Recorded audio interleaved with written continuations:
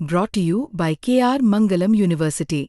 We provide you the platform to turn your dreams into reality. Give wings to your aspirations with KR Mangalam University.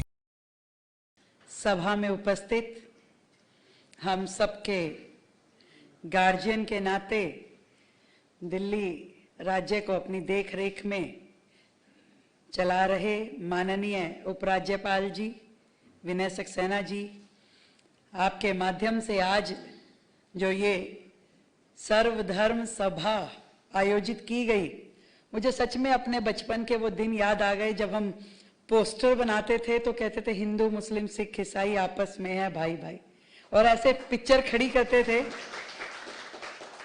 जीवन में इतना सुंदर दृश्य है कि आज देश जिस परिस्थिति में है उसमें ये संदेश आप सबकी उपस्थिति के कारण दिया जा रहा है कि हम सब एकजुट हैं।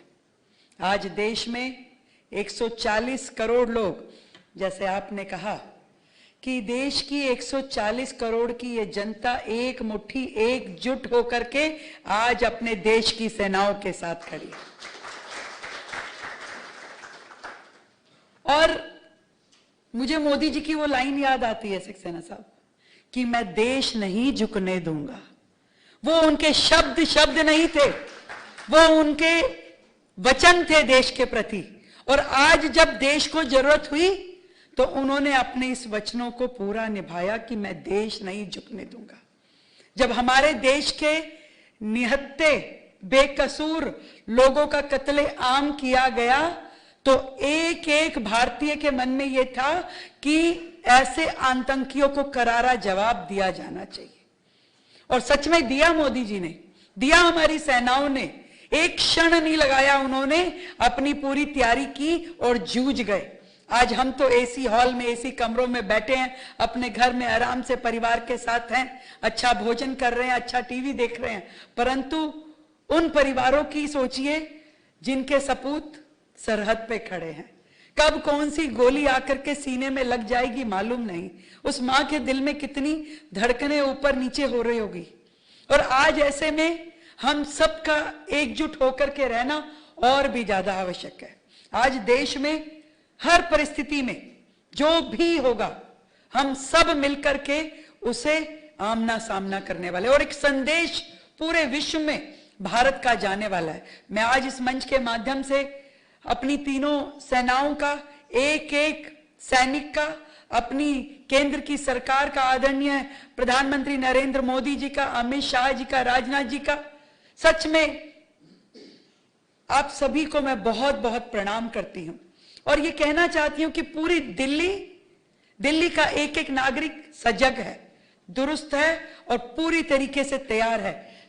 एलजी महोदय, कुछ बहनें मेरे पास आई और अलग अलग संगठन महिलाओं के आकर के उन्होंने मुझे कहा कि मुख्यमंत्री जी आप हमारे जिम्मे जो भी सहायता लगाएं, अनाज की, पैसे की, किसी भी चीज की, हम महिलाएं करके देंगी।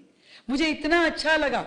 युवाओं के अनेकों समूह आके मिले कि हम तिरंगे लेके झंडों पे निकलेंगे, हम अपने देश के साथ हैं, अपनी इस मातृभूमि के साथ हैं, ये संदेश देंगे।